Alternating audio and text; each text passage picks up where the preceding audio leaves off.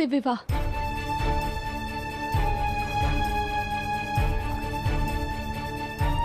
कोई तो होगा, कोई तो होगा जो मेरी भूल को मेरा परिचय ना समझे। कोई तो होगा जो मुझे मेरे अतीत के साथ स्वीकार करेगा।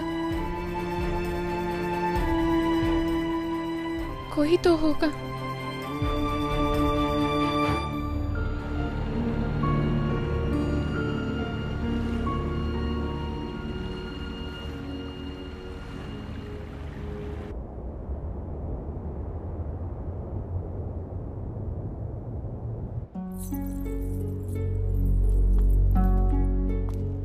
प्रणिपात भाभीश्री।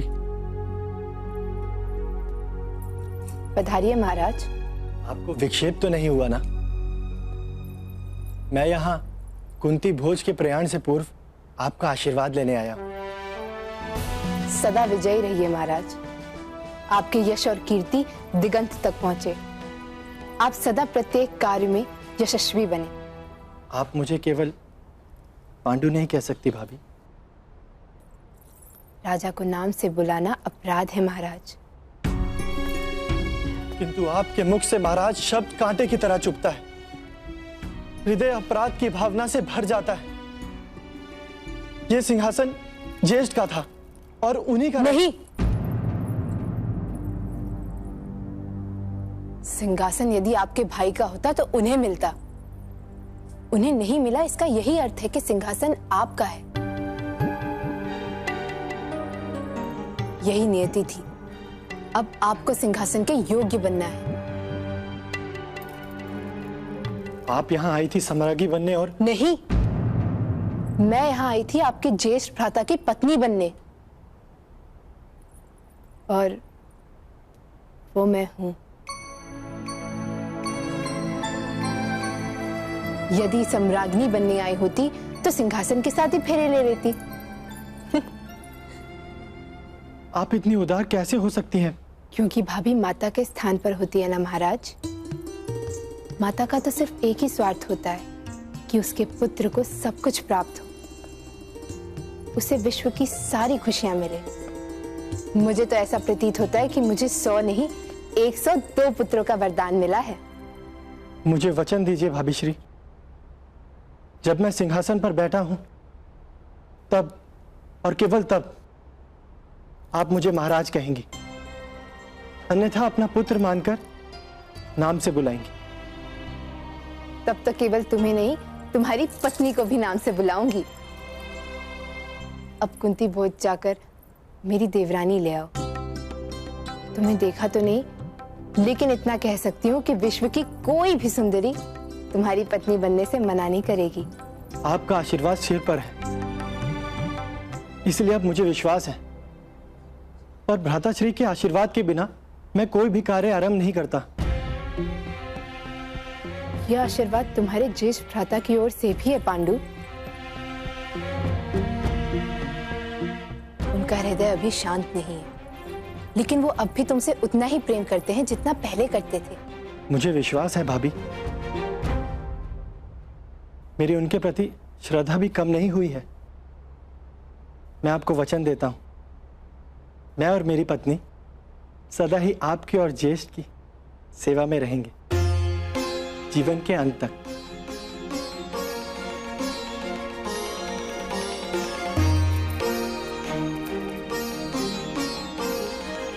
विजयी भव। प्रणिपात भाभी।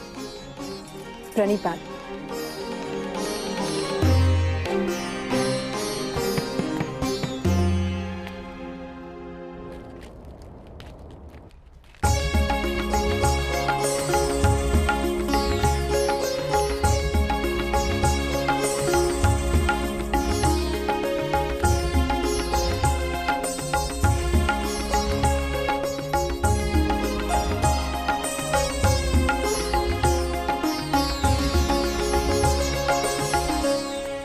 आर्यवर्त के राजाओं तथा राजकुमारों, आज मेरी पुत्री कुंती के स्वयंवर में उपस्थित होकर आपने मेरा बड़ा मान बढ़ाया है। आर्यवर्त की ये भव्य परंपरा है कि कन्या को अपने मन से उससे पति चुनने का अधिकार होता है। मैं आप लोगों से विनती करता हूं कि मेरी पुत्री कुंती के निर्णय को आप सहर्ष स्वीकार करेंगे और अपनी निजी मित्रता या शत्रुता को परे रखकर नव दंपत्ति को अपना आशीर्वाद दें और अपनी शुभकामनाएं दें। आओ पुत्री, आज मैं तुम्हारा परिचय राजाओं से नहीं कराऊंगा, क्योंकि आज तो तुम अपना भाग्य चुनने जा रही हो। पिताश्री, मैं अपना निर्णय लेने से पूर्व यहाँ उपस्थित सभी कुमारों से एक प्रश्न पूछना चाहती हूँ। मेरे निर्णय का आधार उसी प्रश्न के उत्तर पर होगा, यदि आप आज्ञा दे तो। अवश्य। स्वयंवर में किसी भी कन्या को राजाओं से प्रश्न पूछने का अधिकार होता है। उपस्थित राजाओं तथा कुमारों, मेरी पुत्री अपने मन की किसी शंका का समाधान चाहती है। जिस किसी का भी उत्तर मेरी पुत्री को सबसे योग्य लगेगा, वही मेरी पुत्री का पति बनेगा। किसी को आपत्ति तो नहीं? अश्वक कुमार को पति हो सकती है महाराज भोज।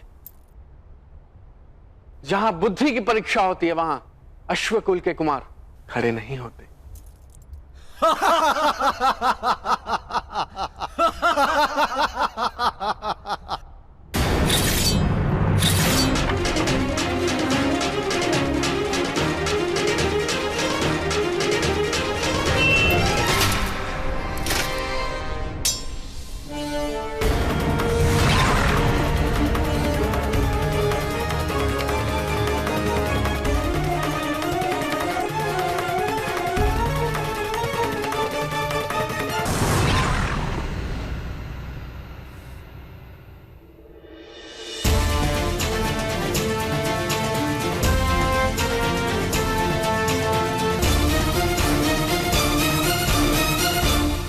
स्वयंवर की मर्यादा का उल्लंघन ना करे कुमार। बल का परिचय सभा में नहीं, रण में दिया जाता है। तुम कौन हो? मैं हस्तिनापुर का सम्राट, कुरुवंश का कुमार, पांडु पांडु पांडु पांडु।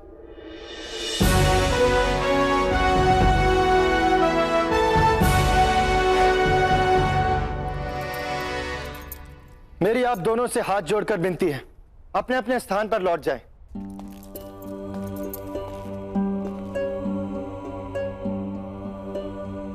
आपसे विनती है कि अपना प्रश्न करें। मेरा प्रश्न है,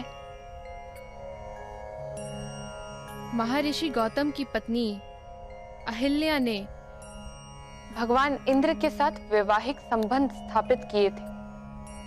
महर्षि गौतम ने अपनी पत्नी को दंड दिया था, तो फिर भगवान रामचंद्र ने अहिल्या को उस दंड से मुक्ति क्यों दी?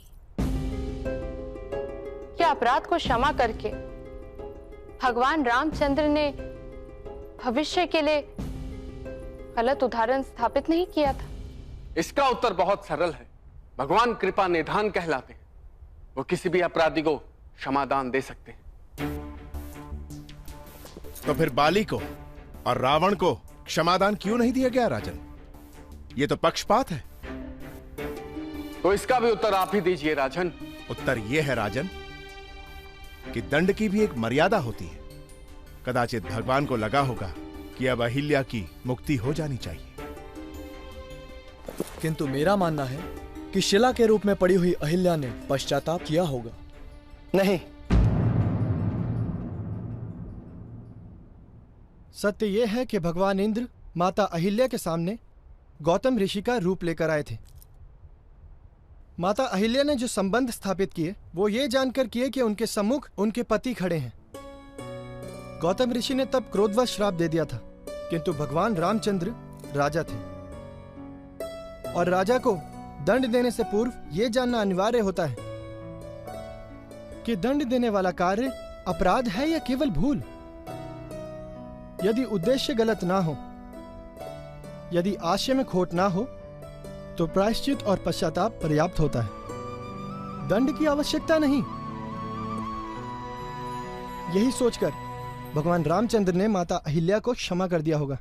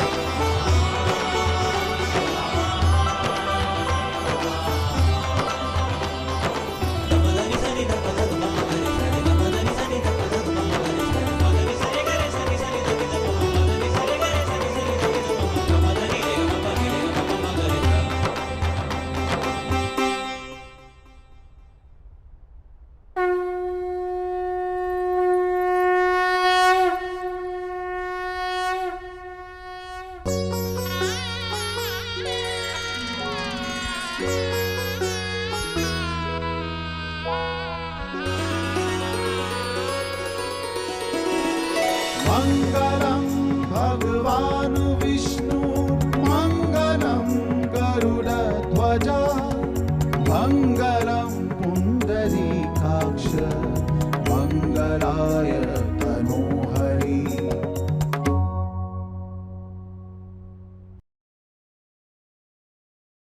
तो यह था 17th एपिसोड और जो है इसमें कुंती जी जो है उनकी स्टोरी दिखाई गई थी, कुंती माता की, और कैसे जो है उनका स्वयंवर हुआ और पांडु से अब उनका विवाह होगा। कर्ण की दिखाया गया, बचपन दिखाया गया कि कैसे सूर्यदेव ने उनको वरदान दिया था पुत्र के तौर पे। तो इस एपिसोड में मतलब 22 मिनट का एपिसोड था, अच्छा एपिसोड था। सेट्स वगैरह मैं मतलब देख रहा हूँ कि ऑब्वियसली एक ही इन्होंने बड़ा सा स्टूडियो बनाया होगा, लेकिन काफ़ी अच्छी डिज़ाइनिंग। फिर अगर आप उनके कॉस्ट्यूम्स देखो, अच्छा एक चीज़ बड़ी इम्प्रेसिव है कि हर बंदे ने जो है फ़िज़ीक बहुत अच्छी बिल्ड की है। इवन जब पांडुओं की जो एंट्री होगी ना, और इवन जो कौरव जो हैं, और फिर इसके अलावा तकरीबन जितने भी सपोर्टिंग कैरेक्टर हैं जो महाभारत के युद्ध में भाग लेते हैं, उन तमाम लोगों की जो है ना फ़िज़ीक उन्होंने बहुत अच्छी बिल्ड की है। तो मतलब ये कहने का मकसद है कि ये बहुत एक लंबा एक प्रोसीजर होता है, मतलब एक ड्रामा। हम लोग तो यहाँ पे बैठे ना बड़े आराम से जज कर लेते हैं, और मैं ऐसा एक फ़िल्म मेकिंग के पर्सपेक्टिव से देखता हूँ। उस हिसाब से राइटिंग मुझे लगता है बहुत काफ़ी अच्छी है, अच्छे से एग्जीक्यूट किया गया है। परफॉर्मेंसेस और आर्ट डायरेक्शन वगैरह तमाम चीज़ें मतलब बहुत इम्प्रेसिव है। 2013-14 में बना था, दैन 267 एपिसोड, तो काफ़ी हाई बजट था और उतना ही पॉपुलर भी था अनडाउटली। इसके अलावा एपिसोड ज़्यादा लंबे नहीं हैं, मतलब 22-24 मिनट का एपिसोड है, पर मैं 2 पार्ट्स में क्यों अपलोड कर रहा हूँ, वो पूरी वीडियो एक्सेप्ट नहीं करता, वो 10-11 मिनट की वीडियो एक्सेप्ट करता है। That is why I have to cut it into 2 parts and then upload it. और अब हम एक्चुअली मूव ऑन कर रहे हैं जो एक्चुअल स्टोरी है महाभारत की, उसकी तरफ। अभी तो लेकिन काफ़ी ज़्यादा सीखने मुझे मिला, इन चीज़ों का मुझे पता नहीं था इतना ज़्यादा। जो हिस्ट्री है जैसे अंबिका अम्बालिका हो गई, या उनके बारे में मुझे पता नहीं था। इसके अलावा विदुर का मुझे इतना ज़्यादा इल्म नहीं था। भीष्म जी की बैक स्टोरी का मुझे ठीक से पता नहीं था, और उनका भगवान परशुराम से युद्ध भी हुआ था ये भी मुझे पता नहीं था। तो it's good to go back to the 2013-14 जब हमने ये देखा था।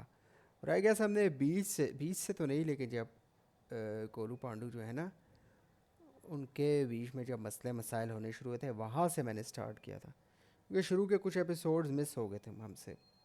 तो that was it, and episode 17, and I'll be back with more videos. Thank you so much.